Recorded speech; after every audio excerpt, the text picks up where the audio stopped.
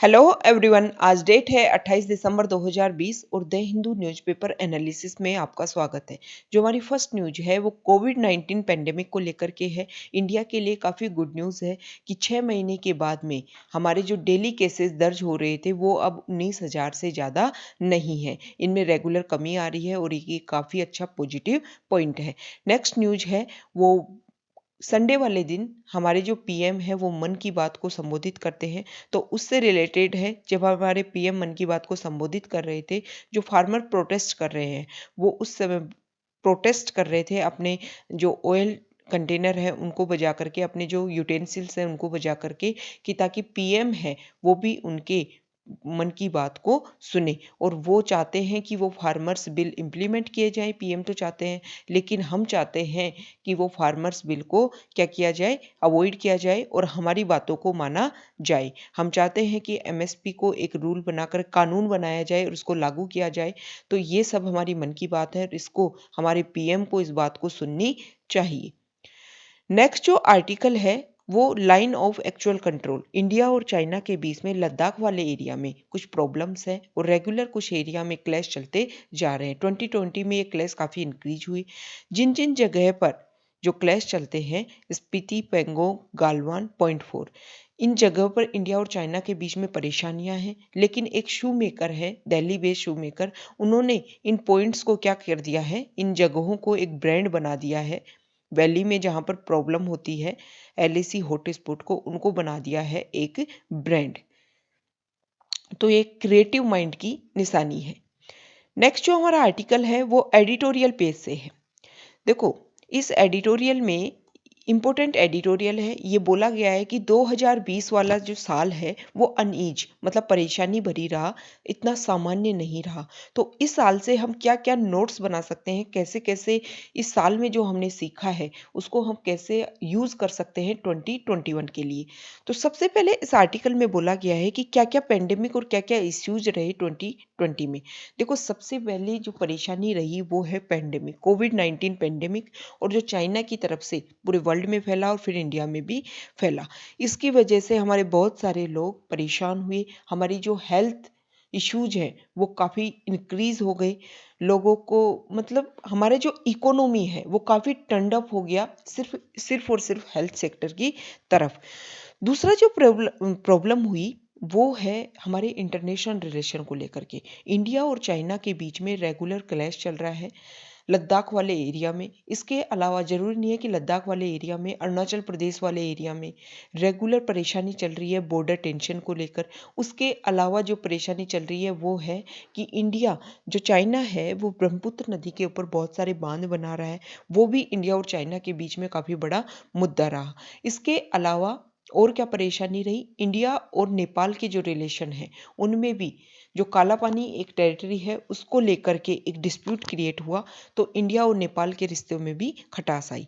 इसके अलावा जो नेक्स्ट प्रॉब्लम हुई वो देखो, 5 अगस्त 2019 को जम्मू एंड कश्मीर को बांट करके 2 यूटी में चेंज कर दिया गया।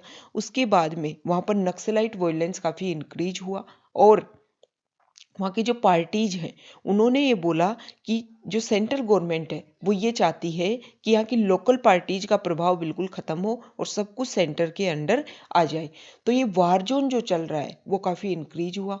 ये वार जोन इंक्रीज अब फिर से हो रहा है। 2021 में चुनाव होने वाले हैं पश्चिम बंगाल में। तो सेंट्रल गवर्नमेंट और पश्चिम बंगाल गवर्नमेंट के बीच में काफ़ी क्लैश देखने को मिल रहा है। सेंट्रल गवर्नमेंट आरोप लगा रही है वेस्ट बंगाल के ऊपर कि वेस्ट बंगाल गवर्नमेंट क्या नहीं कर रही है, पीएम सम्मान निधि योजना, बहुत सारी योजनाएं जो सेंट्रल गवर्नमेंट चला रही है उनको पश्चिम बंगाल गवर्नमेंट ढंग से इम्प्लीमेंट नहीं करती है।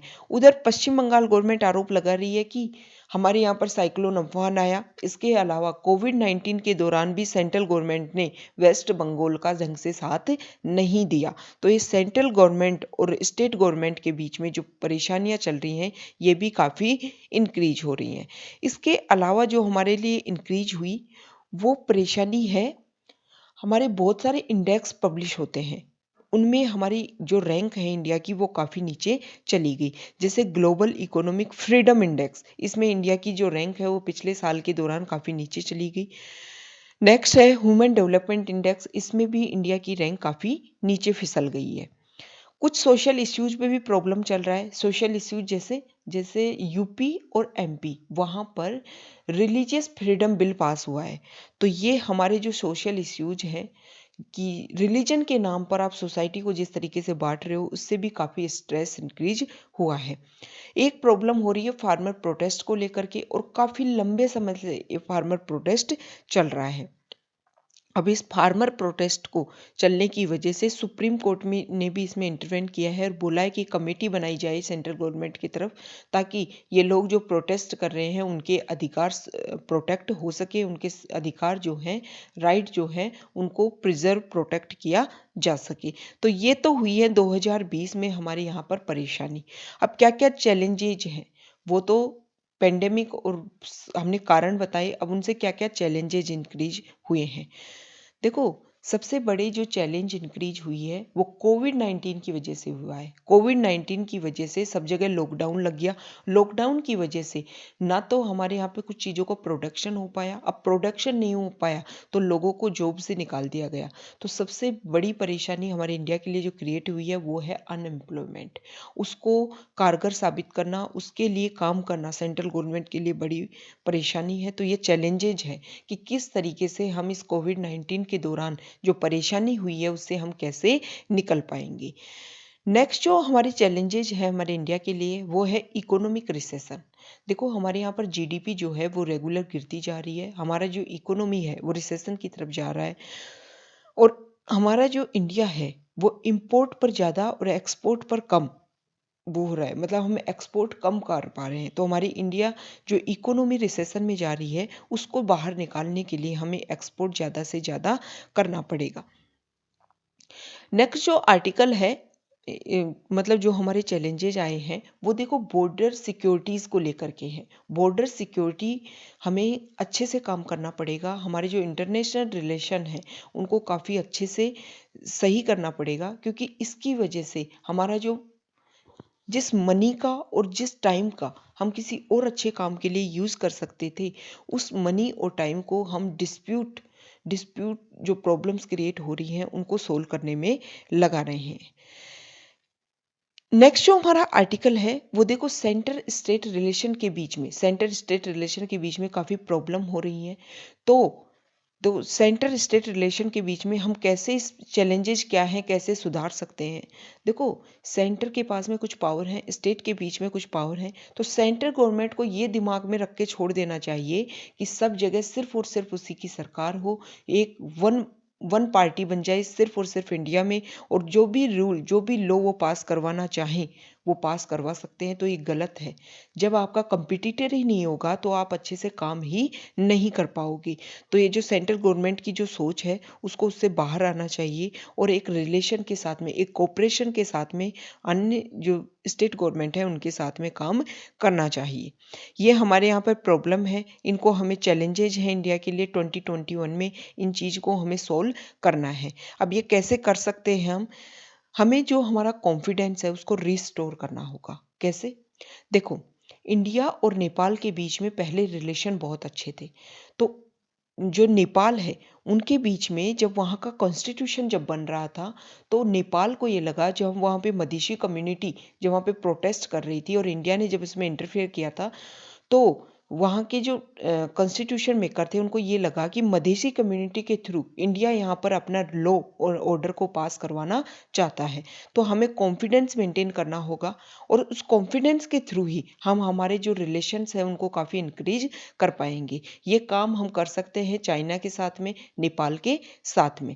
दूसरा हमारी जो प्रॉब्लम है, जैसे प्रॉब्लम नहीं है, जैसे हम एग्जाम्पल के थ्रू देख सकते हैं, बांग्लादेश के साथ में जो हमारे रिलेशन हैं उनको भी हम कॉन्फिडेंस के थ्रू ही क्या कर रहे हैं, बिल्डअप करने की कोशिश कर रहे हैं। दूसरी जो हमारी प्रॉब्लम है वो सेंट्रल स्टेट रिलेशन को लेकर के हैं। तो लोगों के बीच में जो कॉन्स्टिट्यूशन मशीनरी है उसके लिए कॉन्फिडेंस क्रिएट करना होगा कि कॉन्स्टिट्यूशन मशीनरी जैसे लेजिस्लेटिव, एग्जीक्यूटिव और जुडिशरी जो भी लॉ बनाएंगे, जो भी कानून बना रहे हैं, वो आप लोगों के भले के लिए हैं। फार्मर प्रोटेस्ट चल रहा है, फार्मर प्रोटेस्ट चल रहा है, लेकिन फार्मर्स को लगता है कि जो लॉ बनाए गए हैं वो उनके लिए सही है ही नहीं, तो कॉन्फिडेंस की कमी है। सेंट्रल गवर्नमेंट ने लॉ बना दिए तो ना तो जो फार्मर्स से रिलेटेड जो ऑर्गेनाइजेशन है उनसे सलाह की, ना एक रेगुलर प्रोसीजर फॉलो किया इन फार्मर्स बिल को।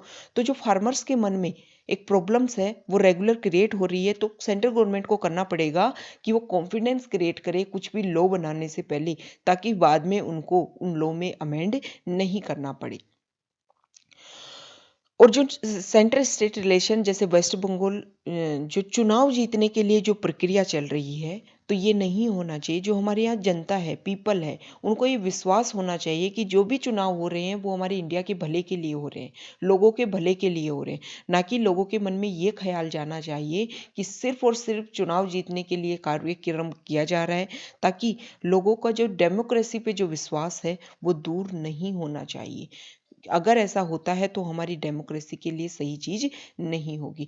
तो ये इस आर्टिकल में समझाया गया है कि 2020 में जो जो हमें प्रॉब्लम हुई उन चीज़ों को हम कैसे सोल्व आउट कर सकते हैं, और जो अनइजी रहा 2020 उनको सही करके उन प्रॉब्लम्स को हम 2021 को काफ़ी सुनहरा बना सकते हैं।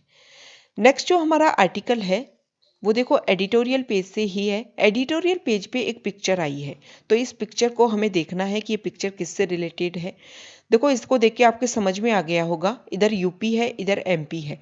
यूपी गवर्नमेंट ने रिलीजियस फ्रीडम बिल पास किया था और अब एमपी गवर्नमेंट ने पास कर दिया है कि किसी भी रिलीजन को मानना आपकी स्वतंत्रता है, लेकिन आप किसी आदमी को, किसी भी व्यक्ति को आप प्रेशराइज करके, उस पर प्रेशर क्रिएट करके आप उसको उसका कन्वर्ट करा रहे हो उसका रिलीजन, तो ये गलत है। तो इसके लिए यूपी गवर्नमेंट ने ऑर्डिनेंस पास किया था, अब एमपी गवर्नमेंट ने भी बिल पास कर दिया है और ये बोला है कि बहुत ही स्ट्रिक्ट बिल है। अगर आप किसी को परेशान करके, किसी को दबाव बना करके या लालच देकर आप किसी का धर्म परिवर्तन करवाओगे तो बहुत ही ज़्यादा स्ट्रिक्ट पनिशमेंट इसमें मिलेगा। देखो इस आर्टिकल में इधर ये मस्जिद दिखाई गई है कि हम लोगों को धर्म परिवर्तन बिल्कुल बंद करवा देंगे और ये यहाँ पर जो काम चलता है उसको बिल्कुल बंद करवा देंगे। इसके थ्रू आप समझ सकते हो।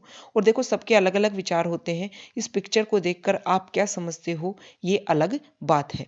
नेक्स्ट यहाँ पे एक डाटा दिए गए हैं। देखो अभी हमारे यहाँ पर ह्यूमन फ्रीडम इंडेक्स पब्लिश हुआ था और उसमें 2018 के लिए इंडेक्स पब्लिश हुआ और 162 नेशंस के लिए पब्लिश हुआ है, जिसमें इंडिया की रैंक आई है 117।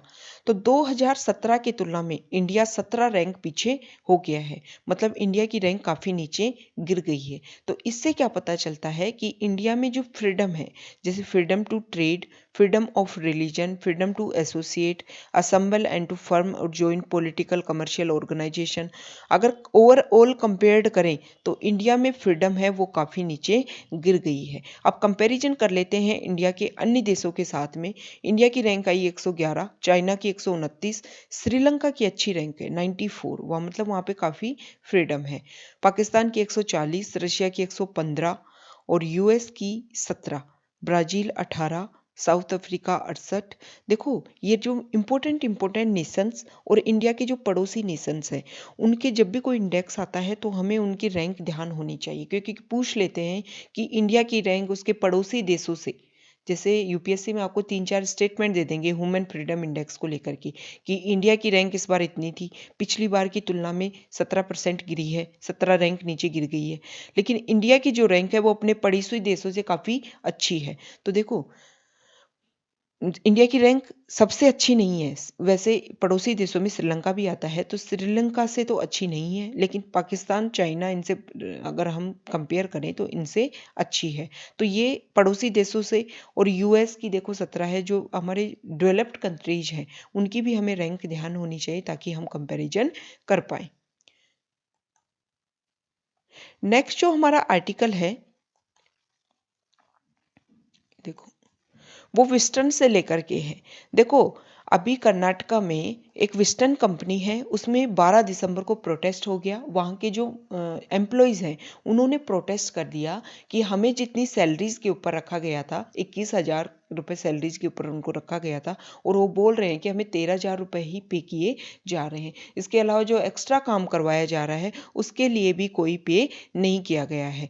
तो अब ये बोला जा रहा है कि जल्दी यहाँ पे जो तोड़फोड़ हुई थी वो उसको सही कर लिया जाएगा और जल्दी ये रीओपन हो जाएगी वेस्टर्न कंपनी। देखो ये जो वेस्टर्न कंपनी है वो आईफोन कंपनी है, उसके लिए क्या करती है, एप्पल कंपनी के लिए प्रोडक्शन करती है।